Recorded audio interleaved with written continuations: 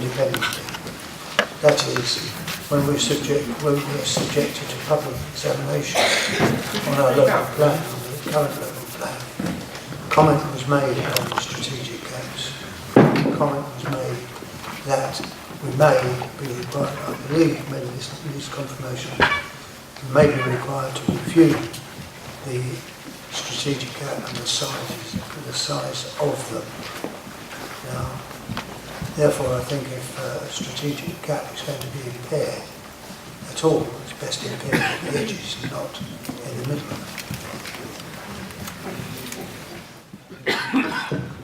Thank you, Mr. Chairman. Yes, an important question, this one. I think Mr. Wyatt reminded us absolutely correctly of the purpose of strategic gaps.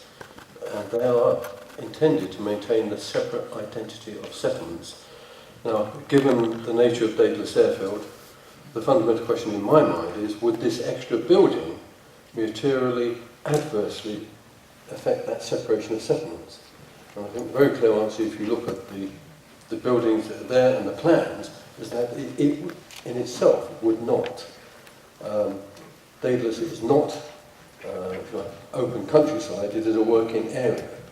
Of much greater concern in terms of strategic gap will be the land to the north of Daedalus in terms of forming a real separation between settlement boundaries. So I think in this particular case, approving this, although it rubs at the edge of the strategic gap policy, it does actually fundamentally destroy the strategic gap policy.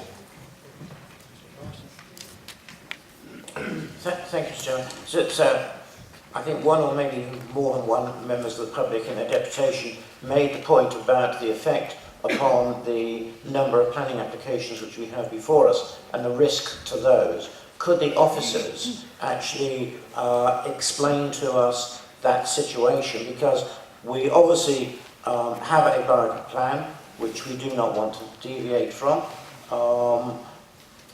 but if we allowed this, what would the chances of it affecting the defence on other sites which we have planning applications in for and appeals outstanding?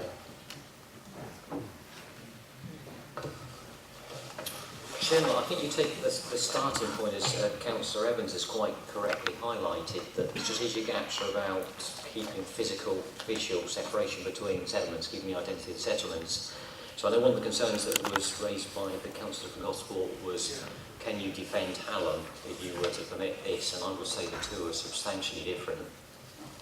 You determine each application on its merits, you determine this one on its merits, but the implications are Newlands, which is to look to bring the development of Fareham far closer towards Stubbington, and effectively to reduce substantially that gap between the two. It's materially way different than this proposal. Can I just come back on that? Is that how does Lee consider an inspector would look at that situation?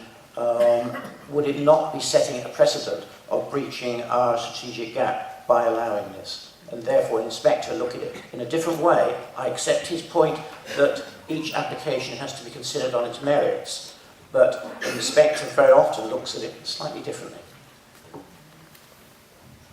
No, I think my advice would be the same still. I don't believe this would set an undesirable precedent. An inspector would still have to look at whether the appeal before him was on the same merits. In the event that you granted planning permission for this, he would look at what grounds you took into account in making the decision you did. But as a matter of fact, Mark and I have looked at it, the consultants have looked at it, we take the view, that this isn't going to result in two communities, two settlements combining. We just don't see that happening. My worry is slightly different here. It seems that we're redefining the strategic gap. There are very few strategic gaps in Fareham which are undeveloped countryside. Most strategic gaps do have, as it says here, sporadic built development. Now, are we saying that that part of strategic gaps, wherever they are in the borough, and I'm thinking of one in my own ward, that those, if they have a bit of development there, then it's okay to develop it further? and only undeveloped countryside is a strategic gap. I think we've got to split the two up, Chairman. We've got countryside at one level as a policy, where in principle we resist certain types of development and we accept others. The strategic gap is effectively a layer that sits on top of the countryside, and its primary purpose, and I've just got the policy, this is CS22 on strategic gaps in front of us. And the question and the main test is development proposals will not be permitted either individually or cumulatively where it significantly affects the integrity of the gap and the physical and visual separation of settlements. And what we're saying is, looking at this particular proposal, this particular site, we don't believe it does that. Well, really they're asking that.